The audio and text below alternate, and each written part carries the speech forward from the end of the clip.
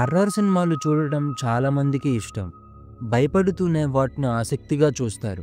అందులో ఉండే భయంకరమైన సీన్స్ లేదా సస్పెన్స్ థ్రిల్లర్స్ అంశాలను వారు బాగా ఎంజాయ్ చేస్తారు. అయితే అలాంటివన్నీ సినిమాల్లోనే ఉంటాయని, నిజ జీవితంలో ఉండవని కొందరు భావిస్తారు. కానీ నిజ జీవితంలోనే అలాంటివి ఉంటాయని మరికొందరు అంటారు.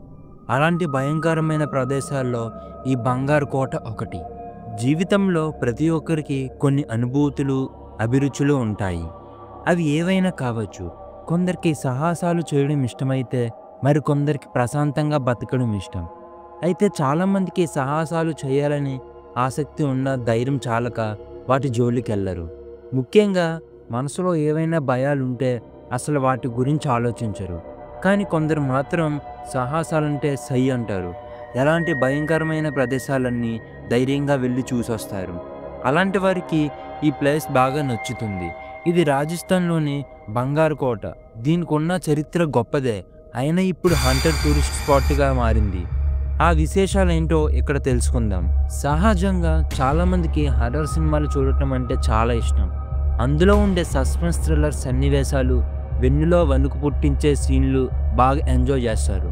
అవి కేవలం కల్పిత కథలే అని తెలిసినా, ఆ సినిమాల్లోని విషయాలను తమ స్నేహితులకు, కుటుంబ సభ్యులకు చెబుతూ వారిని భయపెట్టిస్తూ ఉంటారు. అలాంటి సినిమాలంటే వారికి మహా సరదా. అలాంటివి ఉంటాయని నమ్మేవాళ్ళు కొందరుంటే, నమ్మని వాళ్ళు ఇంకొందరుంటారు. అలాంటి కథలని నమ్మేవాళ్ళు వాటికి భయపడితే, నమ్మని వాళ్ళు వాటిని కొట్టి పడేస్తారు. కానీ రాజస్థాన్‌లోని అల్వార్ జిల్లాలో ఉన్న ఈ బంగారు పోర్ట్ కథ వింటే ఎవరైనా ఔరా అని ఆశ్చర్యపోతారు. ఇదొక పర్యాటక ప్రాంతమే అయినా సూర్యాస్తమయం తర్వాత ఆ చుట్టుపక్కల ప్రాంతాల్లో ఎవ్వరిని ఉండనివ్వరు. అందుకే గట్టి హెచ్చరికలున్నాయి. అవి కూడా ప్రభుత్వం పెట్టడం గమనార్హం. దీన్ని బట్టే ఆ ప్రదేశం ఎంత ప్రమాదకరమో అర్థం చేసుకోవచ్చు. అసలు ఈ కోట చరిత్ర ఏంటి? దీని వెనుకున్న రహస్యాలేంటి? అసలు ఏం జరిగింది? తెలుసుకుందాం. ఇప్పుడు నేను చెప్తాను వినండి. రాజస్థాన్‌లోని అల్వార్ ప్రాంతంలో ఉన్న ఈ బంగారు కోట భారత్‌లోని అత్యంత భయంకరమైన ప్రదేశాల్లో ఒకటి. ఈ ప్రాంతాన్ని భగవంత్ దాస్ అనే రాజవంశస్థుడు పాలించాడని తన కుమారుడు మా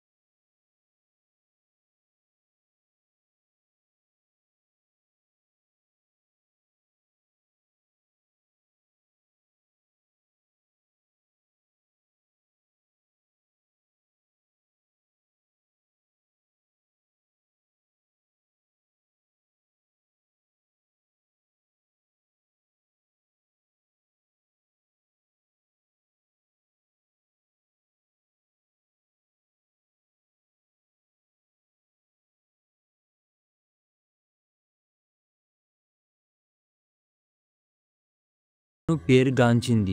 ఇది ఇప్పుడు భారతదేశంలోని టాప్ 100 ప్లేస్‌లో ఒకటిగా నిలిచింది. ఈ క్రమంలోనే అక్కడికి విదేశీ పర్యాటకుల్ని సైతం అనుమతించారనే సమాచారం ఉంది. అయితే ఎవరైనా కావాలంటే ప్రత్యేకంగా పర్మిషన్ తీసుకొని వెళ్ళే అవకాశం ఉంది. కానీ సాయంత్రం సూర్యాస్తమయం అయ్యాక ఆ చుట్టుపక్కల ప్రాంతంలో ఎవరిని ఉండనివ్వరు. ఒకవేళ మీరు కూడా ఇక్కడికి వెళ్ళాలంటే తగిన జాగ్రత్తలు పాటించాల్సిందే. అంత ధైర్యం లేని వాళ్ళు వెళ్ళకపోవడమే మంచిది. ఇలాంటి మరెన్నో వీడియోస్ కావాలనుకుంటే మన ఛానల్ని సబ్స్క్రైబ్ చేయండి.